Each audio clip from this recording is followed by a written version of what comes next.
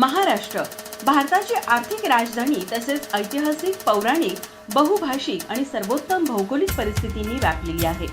नदी, तलाव, समुद्र आणि नैसर्गिकरित्या नटलेला आहे. यात कृषी, शैक्षणिक, उद्योगांमध्ये सर्वोत्कृष्ट असणाऱ्या महाराष्ट्राला 36 जिल्हे लाभलेले आहेत. यातील एक कोल्हापूर. आर्थिक, कृषीदृष्ट्या सधन आणि सक्षम असलेला जिल्हा शिवछत्रपतींच्या स्पर्शाने पावन झालेल्या व दक्षिण काशी म्हणून प्रसिद्ध असलेल्या भूमीमध्ये राजर्षी शाहू महाराजांच्या कार्याचा वारसा असलेल्या कोल्हापूर जिल्ह्यात 12 तालुके असून 12 पंचायत समित्या, 2 महानगरपालिका, 10 नगरपालिका व 1025 ग्रामपंचायती आहेत.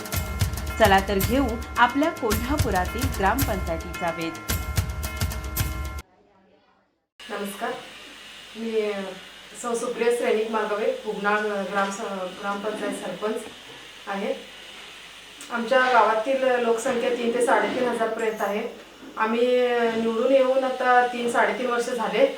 ते झाल्यापासून आम्ही मुख्य रस्ते म्हणजे कुणीकडे अडचण आहेत त्या रस्त्याची व्यवस्था सोय वगैरे केलेली आहे. अजून पण रस्त्याचे कामं चालू आहेत. पाण्याकडचे नदीकडचे कामं चालू आहेत. आणि पाण्याची व्यवस्था आधी 3 इंची पाईप छोटी होती, 6 इंची पाईप करून पूर्ण गावाला सगळं मोठ्या प्रमाणात पाणी अगदी मोठ्या प्रमाणात पाणी यायला लागले.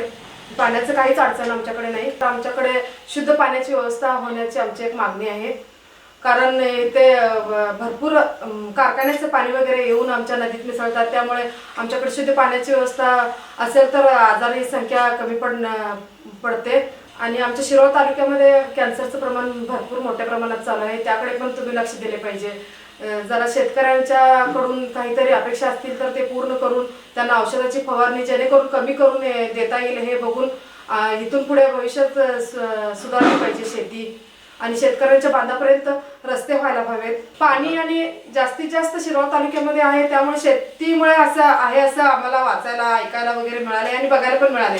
भरपूर औषध फवारणी मिळून आज किती छोटं फळ असेल तर उद्या एवढं मोठं फळ औषध फवारणीमुळे होतंय आणि ते आम्ही आणून खातोय. आणि फळं पालेभाज्या यामुळे पण होऊ शकते. आणि पाण्यात पण दूषित पाणीमुळे होतंय. मग घरोघरी खेडेगावात फिल्टरची सोय नसतेच. त्यामुळे ग्रामपंचायती म्हणजे आमच्याद्वारेच आम्ही शुद्ध पाण्याचा पुरवठा करू असं आमचं अपेक्षा आहे. कॅन्सरचं प्रमाण वाढण्याचं कारण म्हणजे पाणी पण दूषित आहे. त्याचबरोबर शेतकऱ्यांचा पण थोडासा यामध्ये हातभार आहे. कारण शेतकरी औषधाचं प्रमाण भरपूरच केलेलं आहे. त्याचं औषधाचं प्रमाण कमी करून त्यांना काय उपयोग म्हणजे त्यांना काय वाटेल ते म्हणजे आपल्या सरकारकडून त्यांना थोडंसं पाठपुरावा केला पाहिजे. शेतकऱ्यांना त्यांनी उत्पादन भरपूर घेण्यासाठी भरपूर औषध फवारणी करून रासायनिक खते किंवा औषधे वगैरे भरपूर प्रमाणात फवारायला लागले. त्यामुळे कॅन्सरचं प्रमाण वाढायला लागले असं माझं मत आहे. आणि शासनाची मदत आम्हाला पूर्ण शेतकऱ्यांना सगळ्यांनाच शासनाकडून काहीतरी पाठपुरावा द्यायला लागणार शेतकऱ्यांना की तुम्ही थोडं औषध कमी करा, तुमचं उत्पन्न भलेही थोडं कमी होऊ दे, पण ह्याकडे पण शासनाने लक्ष द्यायला पाहिजे. हे असंच जर वाढत गेलं तर प्रमाण भरपूर वाढणार, आरोग्यावर हानिकारक होईल.